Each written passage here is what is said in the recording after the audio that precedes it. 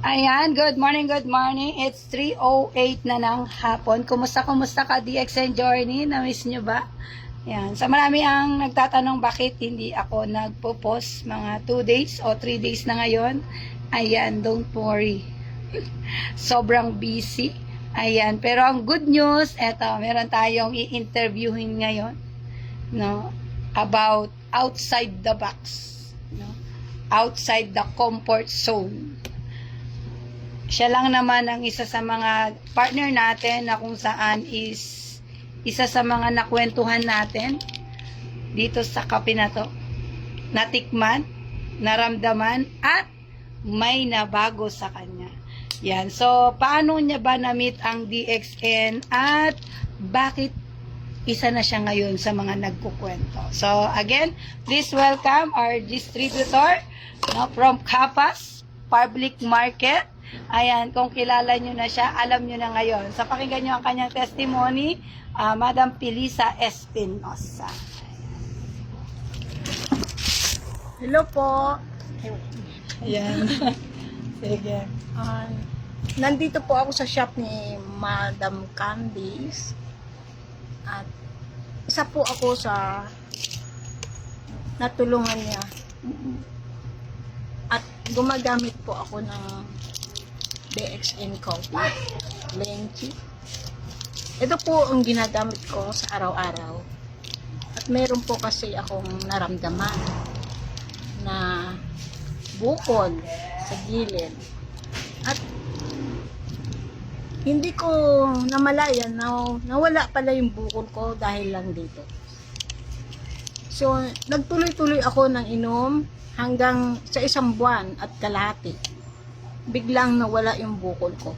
Nagpapasalamat ako, nakilala ko si Madam Candice kasi siya po ang nagbigay ng daan na para malunasan yung sakit ko. Ito po yun. Coffee ng DXN po. So, ibig sabihin, partner, 1 buwan at kalahati ka umiinom ng coffee. Opo. So, dun sa pag-inom mo naman yun, ano yung mga naramdaman mo? No? Bigla akong ginhawaan at parang lumakas ako. Marami pa akong sakit. May acid pa ako, may rayuma. Ito lang po talaga. Isa lang talaga tong coffee na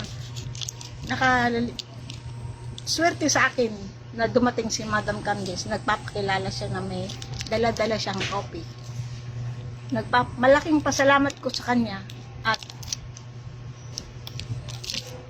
unang-una sa Diyos. Ay, wag kang iiyak. Ako ba? Ayan.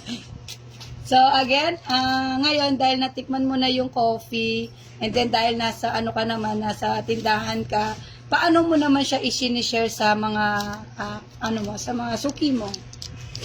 Ito, nagtatanong siya kung bakit anong daw iniinom ko.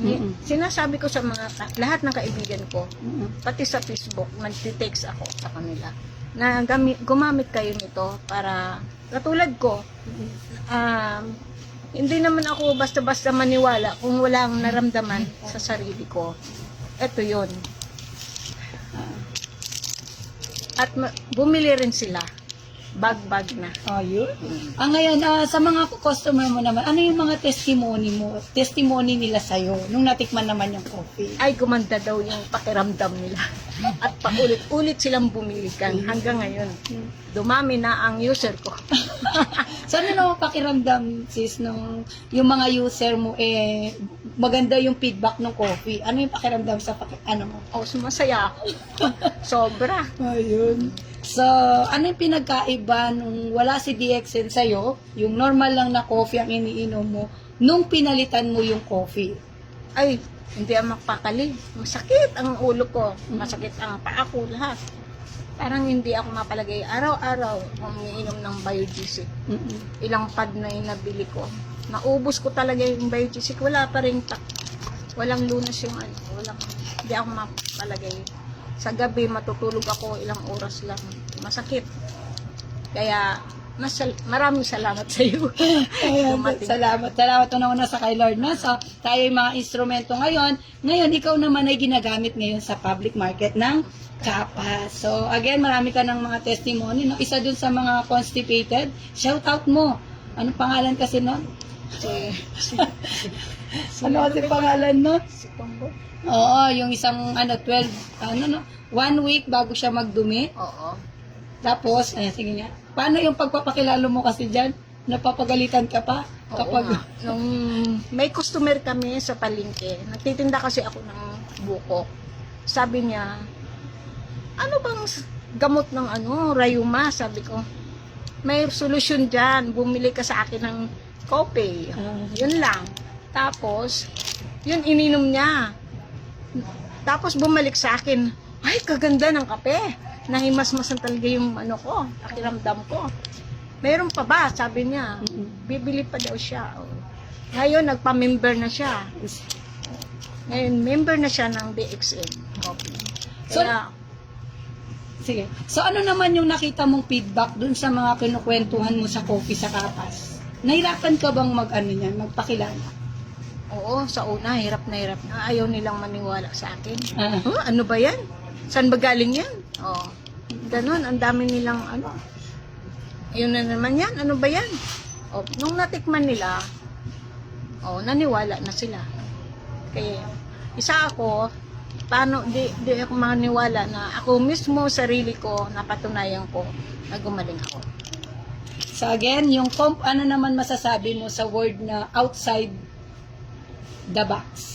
I think outside the box o outside your comfort zone. Ano ba yung ginawa mo? Siyempre, napakahirap palitan ang iniinom mong kape. Tama? Ano naman yung nag-decide sa'yo para palitan mo yung iniinom mong kape? Parang yung outside the box. Kasi ang layo na ng ginagawa mo ngayon, di ba? Ang ginagawa mo, lumalabas ka ng hapon. Di ba, mainit. Kumbaga, lumalabas ka sa comfort zone mo. So, Ano yung benefits ng paglabas doon sa comfort zone? Yung mga dating hindi mo ginagawa, ngayon nagagawa mo na. Example ngayon, kung hindi ka nag-DXN, nakarating ka ba dito sa Ay, Concepcion? dati, pag naarawan lang ako kaunti, wala, masakit na lahat. Yung ulo ko, minsan nga, nahihilo pa. Pero nung nag-take na ako ng DXN, ito na yun. Kahit maarawan ako ng masakit ang araw, hindi ako nahihilo, malakas ako. Katulad nitong juice. Yung lemon shake. Lemon tea. Yan, isa sa mga na-try mo din yan. Oh, itong lemon tea, na-try ko na to. Maganda to sa katawan. Vitamins. Lahat ng vitamins nandito, 400 nutrients sa katawan natin. Ito, nung nahihilo ako, ito lang yung ininom ko rin. Kasi naglalakad kami sa araw, nagtitinda kami. Pero ito yung nakatulong sa akin. Hindi lang yung coffee. Ayan. So, yan yung mga products na na-try mo, no? At the same time, napasyal ka na rin sa iba't ibang lugar, tama? Isa sa Kutod, no? Sa Kutod yun. So, Barangay Kutod. Barangay Kutod, Angeles. So, ang DXN is isa lang sa actually, magti 3 months, tama? 3 months. 3 months. So, anong masasabi mo naman? Pa-share naman sa mga gumagamit na o umiinom na ng coffee. At the same time, meron mo rin pagdududa, konting pagdududa. Sa lahat ng gumagamit ng coffee, huwag lang kayo alanganin at talagang ituloy niyo ang pag-iinom. Wala tayong ibang hangad na gumaling sa atin ng karamdaman natin. Tuloy pa rin. Sa lahat ng gumagamit na. At sa mga gustong itry pero nagdadalawang isip, Oo. ano naman ang huwag na silang gumamit, ayaw mo na lang ikaw lumakas, no? Oo. Ayan. Kung yung sa mga taong hindi pa nakagamit, gumamit na kayo para patunayan nyo sa sarili nyo na maganda ito. Itong product ng JXN. Ayan. Baka may gusto kong ipa-shoutout. Nanonood ang buong Pilipinas at 190 countries. Ay, shoutout mo. Baka may gusto kong pa-shoutout sa anak mo. Hoy, nak!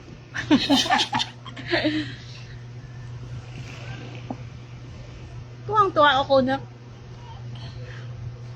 nakuha mo yung number 1. Ayan.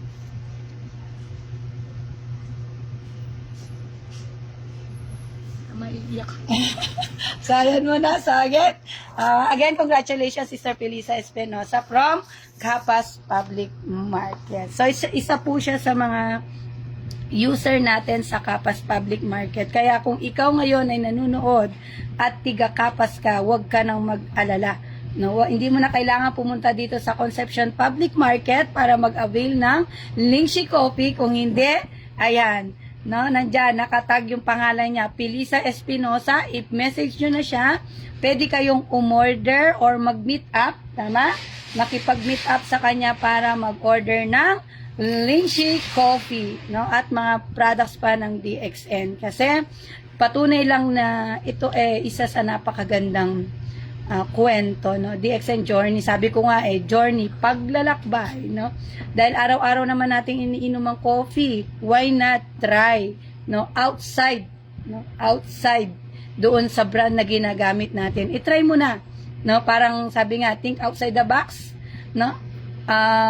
Baka this time na kailangan mo nang mag-iba ng brand ng coffee kasi ang coffee mo, no? Ang coffee mo ba is nakakaalis ng acid? Ang coffee mo ba is nakakapag-regular ng bowel movement? Ang coffee mo ba ay nakakaalis ng ngalay-ngalay? Na ang coffee mo ba ay merong 400 nutrients na kung saan mayroong kakayahang palakasin ng ating immune system? Kung wala pa, nako, magduda ka na. Baka ito na ang panahon o pagkakataon na itry mo na ang ating Lingshi Coffee with Brazilian Coffee with Ganoderma extract na kung saan hindi lang basta painitin ang iyong sikmura, kung hindi, palalakasin pa ang iyong immune system. So another kwento, another journey na naman ang ating aabangan sa buhay ni ating business partner, Felisa Espinosa. Again, DXN Lingshi Coffee ay nasa Capas Public Market na, guys! So ano pang hinihintay mo? Huwag ka nang magdalawang isip. Subukan mo na. Kaya kung merong mga nakapag-alok sa inyo nito, lalong-lalo na sa Capas Public Market, baka ako yon. I-try mo na. Kasi sinisigurado ko sa'yo, hindi ka magsisisi, bagkos magpapasalamat ka pa dahil merong isang tao na nakapag-alok sa'yo ng Lingshi Coffee. Katulad ko din, naalukan din naman ako. Nagduda, pero again, sinaliksik kung ano bang may bibigay ng coffee na to. At the end of the day, ang coffee na to ay marami na akong pinuntahan, marami na siyang natulungan sa akin, hindi lang basta sa health, pati pa sa financial. So ano pang hinihintay mo? Think outside the box, or kung walang pagbabago at nahihirapan magbago ang iyong katawan, no? Marami ka nang sinubukan sa iyong karamdaman at parang paulit-ulit lang din. So it's time na, no, mag-out ka sa iyong comfort zone. Baka ito na yung pagkakataon na may mabago sa iyo. Again, I'm Candice and you're watching at Candice Journey.